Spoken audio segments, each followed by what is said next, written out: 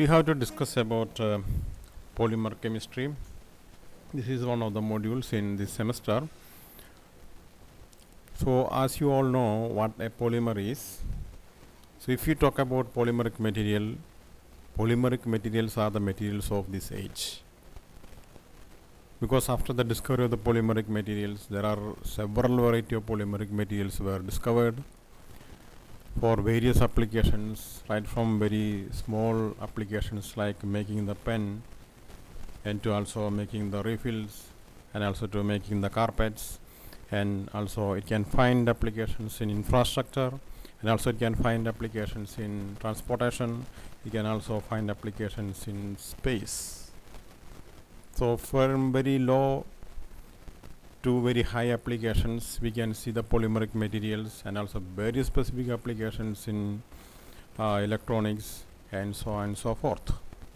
So we cannot think of world without polymers these days, because everywhere we have the polymeric materials. But the whole topic is whether the polymeric materials are making pollution. Of course, polymeric materials are making pollution if you are not handling it properly.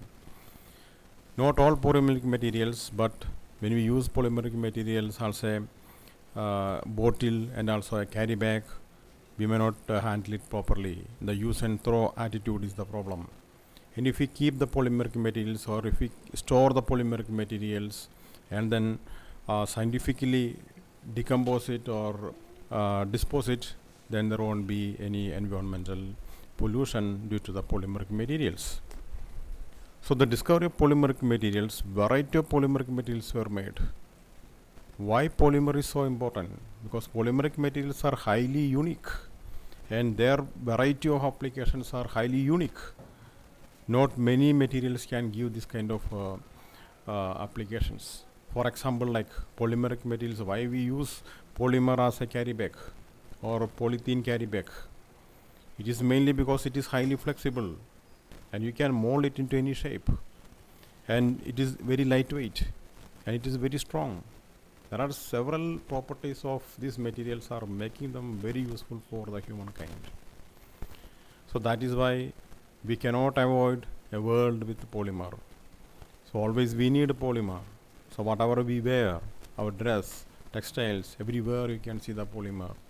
The influence of polymer cannot be ignored from in our world. So polymeric chemistry is very important. So we have to learn polymeric chemistry, and why a polymer, or what is the difference of a polymer from other material. The major difference of a polymer from other materials is polymeric materials are high molecular weight compounds.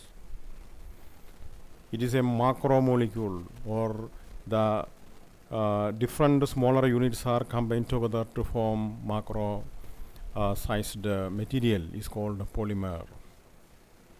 So polymeric materials are definitely show different characteristics and different properties and behavior from the smaller molecules.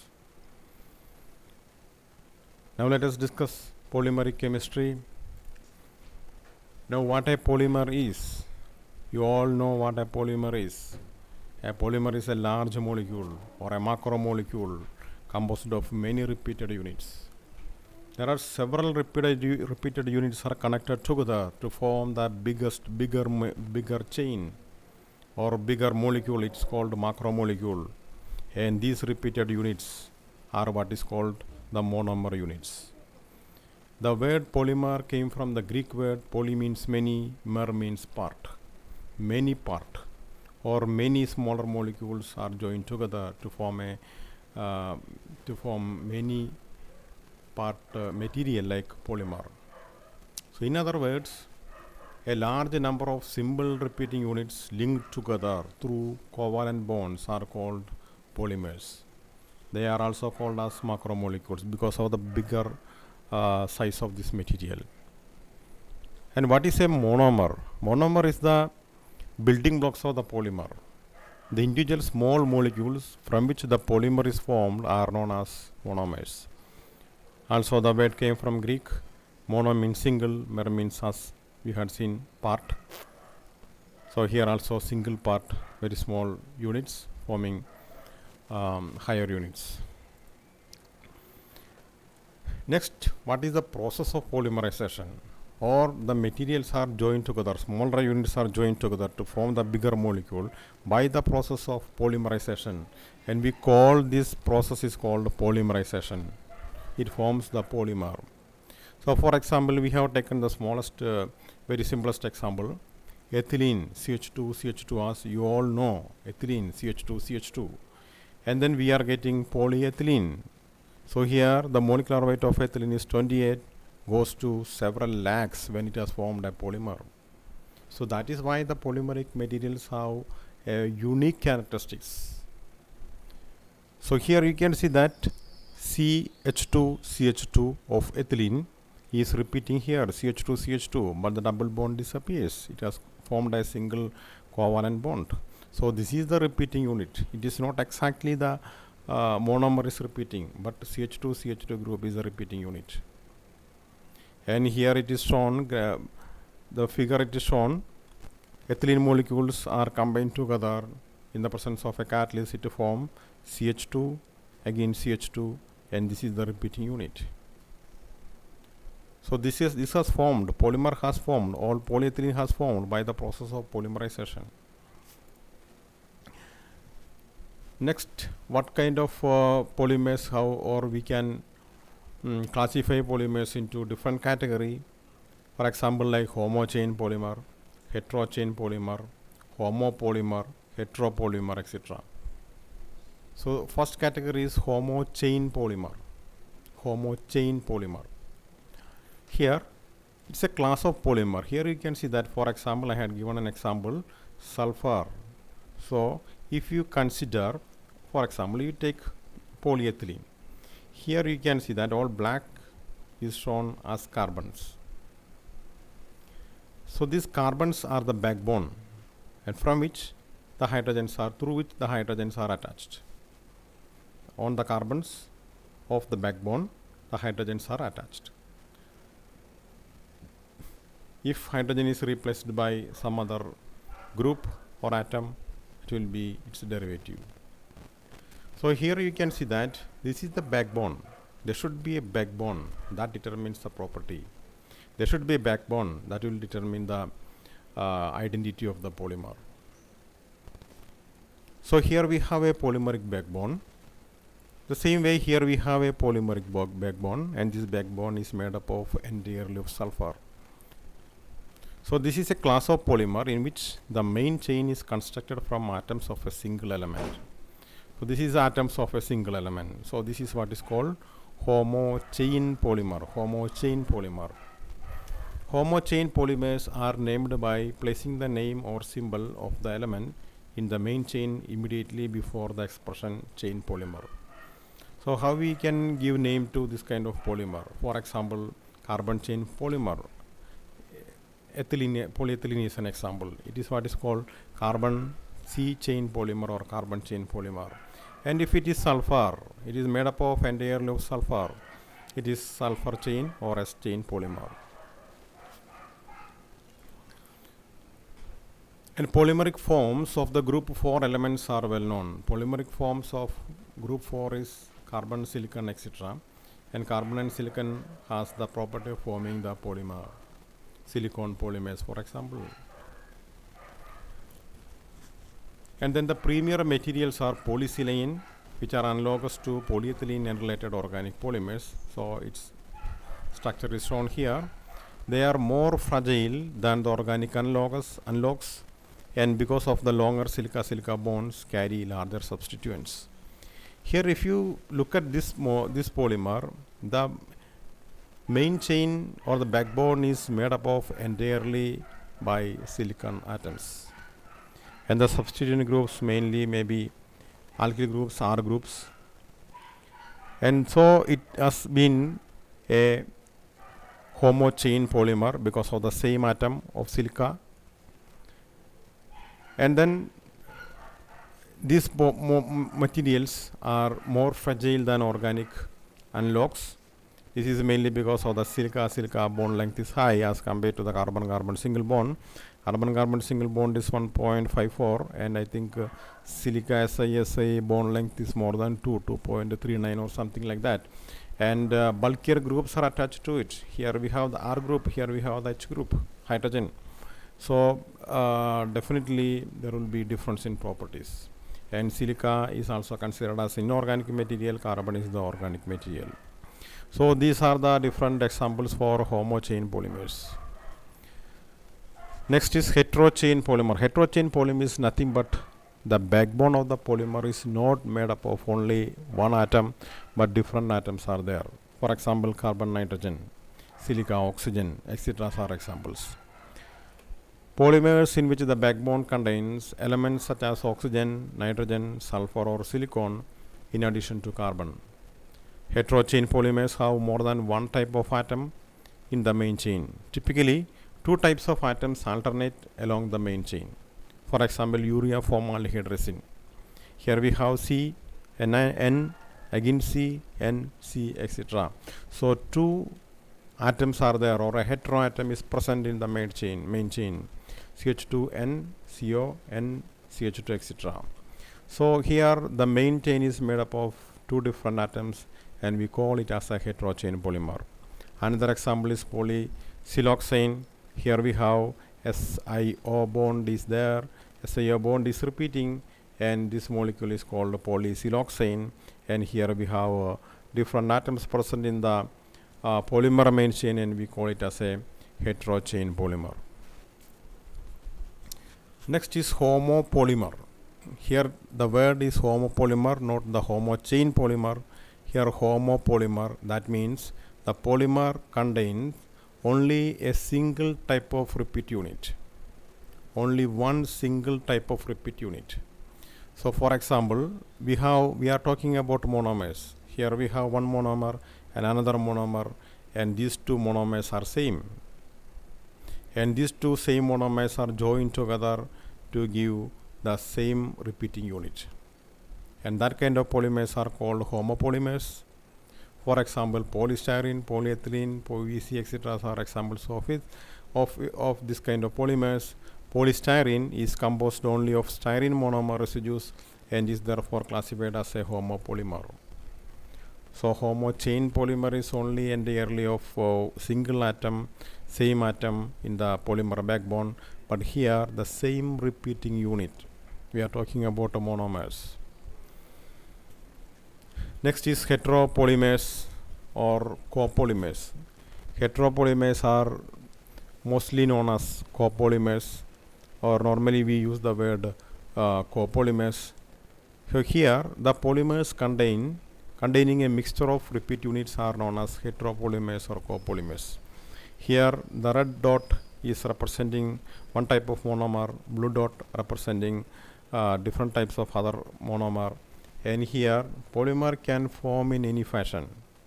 It can be sometimes all red monomers are joined together, and then all blue monomers are joined together, and then it is what is called diblock copolymer.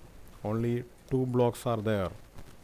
So this much polymer chain is made up of is made from the red one, and this much is of polymer chain is made from the blue one. And random copolymer, so there is no particular order. One blue will come, red will come, and then series of red will come, and then series of blue will come, again red come. There is no order, and we call it as a random copolymer.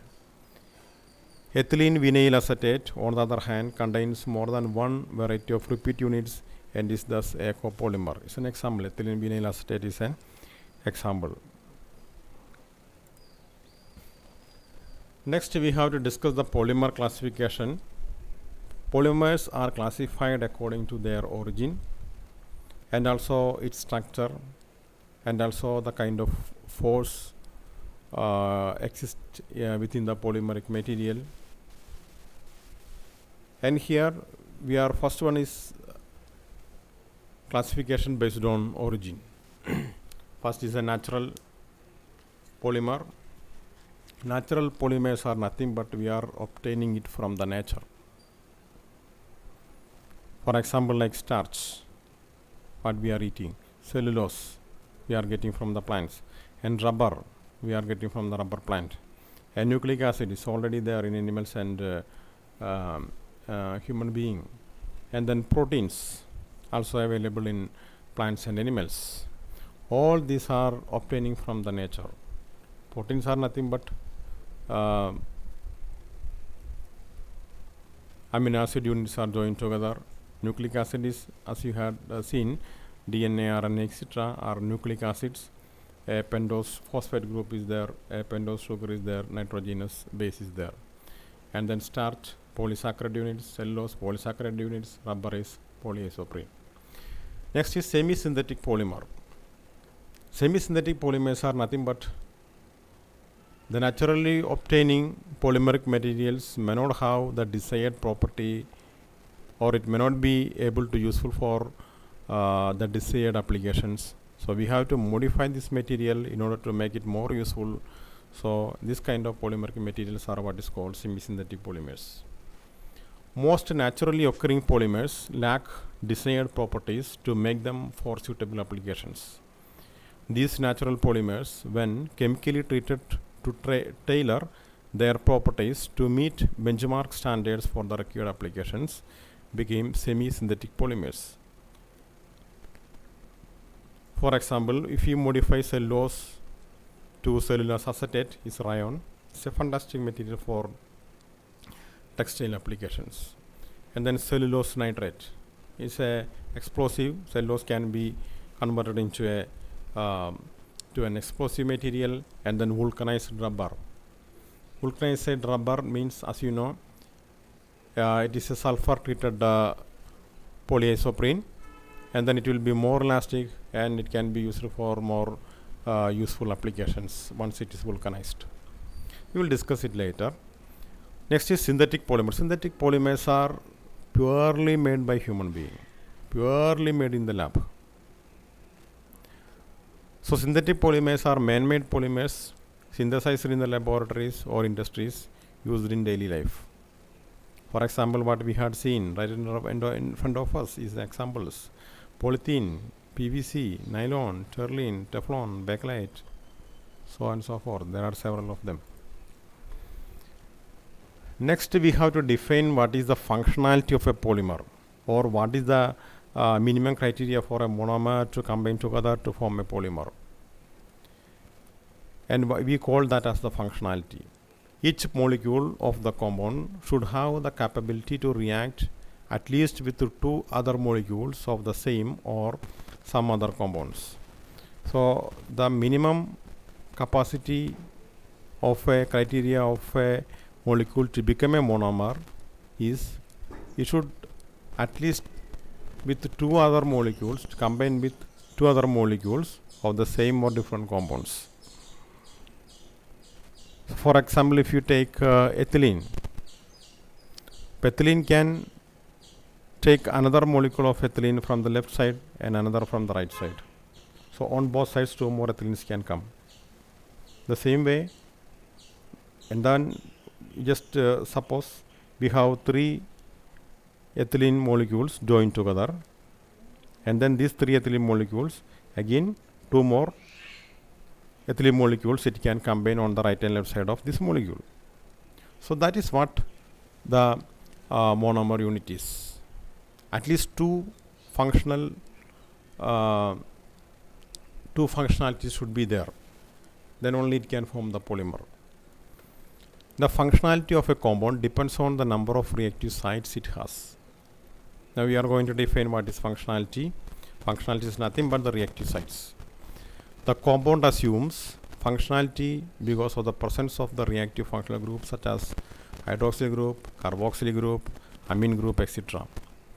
Some compounds somehow don't contain any reactive functional group, but the presence of double or triple bonds in the molecule makes polyfunctionality in them. For example, ethylene or acetylene, there is no functional group, but only the presence of carbon-carbon double and carbon-carbon triple bonds are making them reactive. So let us take some examples of ethylene. So here ethylene, you know, 1 pi bond is there, and this pi bond can be cleaved and 2 electrons are liberated. one electron will come here, another electron will come here to form covalent bond with other molecule, and here also the same bonding will take place with other molecule. So for example, if we take it is hydrogen, and this is combining with the two hydrogens, so we get methane. So that indicates that the functionality of ethylene is 2, and then ethylene can combine with chlorine, and then it forms dichloromethane. Two chlorines are there attached to the two carbons of ethylene. And if we take acetylene as an example, acetylene contains 2 pi bonds and 4 pi electrons, and here these 4 pi electrons can combine with the hydrogen, for example, and then we have 4 hydrogens are there, so the functionality is 4. Here again chlorine can combine with the chlorine, tetrachloroethylene, so here also we can see that the functionality of acetylene is 4. There are some other compounds in which the presence of easily replaceable hydrogen atoms impart functionality. For example, if you take an example, you will easily understand it. Phenol as an example, here a OH group is there, and this hydrogen can be replaceable in esterification reaction. So phenol has functionality of 1 in esterification reaction through hydroxyl functional groups. So here the functional group is acting, OH group is acting as a functional group in esterification reaction. So here we get the functionality 1. But another case, the bromination or the nitration, etc. So here you can see that the bromine can go to the ortho positions and para positions. The functionality, the maximum functionality is 3. So it has attached, bromine is attached to the 3 different positions, not on the OH group. So on the benzene ring, the 2 ortho positions and para positions, bromine is attached, so the functionality is 3. This is just to show you what is functionality. Monomer can now be redefined as low molecular weight compounds having a functionality of 2.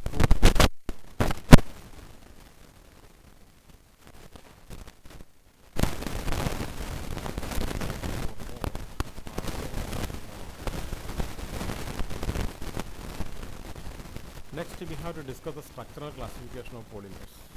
This is depending on the structure. We have seen when a polymer or a monomer is polymerized, we are getting non-polymeric chains. So there is no guarantee that it will have a organized order or systematic order, or it will be having a linear structure, or it will grow in only in one dimension. There is no guarantee. So depending on that, the structure of the polymeric material obtained as the product, we can classify it as the structural classification of polymers. Depending on the functionality of the monomers used, we get a linear, branch, or 3-dimensional cross-linked polymers. So one is linear, it will go in only in one direction. If it is in x direction, it will go in only x direction. And then another is branched, the linear chain polymer. From the linear chain polymer, there will be short branches will be there. And then 3-dimensional cross-linked polymers. For example, you consider a polymeric chain, and below another polymeric chain, and below another polymeric chain, and below another polymeric chains. And these different polymeric chains are joined together through a link, and that is what is called the cross-linked polymer. All polymeric chains are joined together via a link. That is what is called the cross-linked polymer. It has a 3-dimensional structure. If we take bifunctional monomers, each molecule can only add 2 more molecules and give a linear polymer. A bifunctional monomers are mostly will give linear polymer, but sometimes it will give branched polymer too. These are polymers, linear. Let's discuss the linear or straight chain polymer. These are polymers in which monomeric units are linked to form linear chains. And monomer units linked by covalent bonds, but different chains are held by van der Waals forces. So the forces that operates in polymer is actually very weak forces. For example, like van der Waals, we will discuss it later. Okay, now I am not saying anything about it. the chain movements in one direction is possible. The polymeric chain can move only in one direction. These linear polymers are well packed and therefore have high densities. Always have to keep it in your mind. Linear polymers are, there is no branching. If there is branching, then this branch will touch on the other next polymeric chain, and so the density will be low. So here the density will be high, mainly because it is a linear polymer. So the packing of the next monopolymer chain will be more close to it, and then the density will be high. And it has high tensile strength.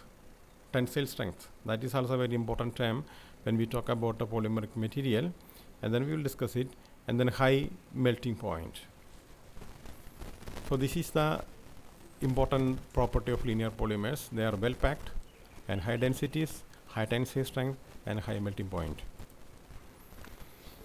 Linear polymers are commonly relatively soft, often rubbery substances, and often like to soften or melt on heating and to dissolve in certain solvents. For examples, high density polyethylene, polyvinyl chloride, etc. can form linear polymer. So here you can see that this is a monomer unit, and two functionalities are shown here. Bifunctional monomeric material, it can form another monomer, it can form a linear polymer. So it is represented by this way. All circles are monomer units are linked by the bond. Next is branched chain polymer. Branched polymers formed by trifunctional monomer. The monomer contains 3 active sites, result in branched chain molecule even if it present in small amount with the bifunctional monomer. Sometimes movement of chain molecules are restricted due to the presence of side chain. Side chains are there, it will restrict it. For example, if you have if we are working with our kids, they will always pull you when they see any toys or something, and it will be restricted. The same way, here the side chains will restrict the movement of the polymeric main chain molecules. These are polymers in which monomers are joined to form long chains with branches of different length. There is no guarantee that all branches will be of same length. So once you start the reaction, it will proceed just like anything. That is what the polymer is, polymeric process is. These branched chain polymers irregularly packed, and therefore they have low tensile strength and melting points than linear polymers. So this is its characteristic. For example, low density polyethylene glycogen. Glycogen is a polysaccharide, highly branched polysaccharide, natural polymer, etc. are examples. Here we had shown the functionality, 3 dots are there. This is the functionality 3, trifunctional monomer. So here it can grow this way in both this direction and also at the same way upward. So here it is shown short branches are formed. There are short branches on the polymeric backbone. There will be short branches are there. So this is the branched polymeric chain. Next is 3D polymers or cross-linked polymers. There are polymers in which monomer units are cross-linked together to form a 3-dimensional network. Movement of chain molecules are restricted due to the presence of side chain. Here you see that. It cannot move. Highly rigid. The movement of chain molecules are restricted due to the presence of side chain. These polymers are hard, rigid, and brittle because of the network structure. These examples, for example, melamine formaldehyde. Melamine formaldehyde we will be discussing, I suppose. And then bakelite, etc. are examples for this. Bakelite is nothing but you have, okay, we will discuss it later anyway, we will see it.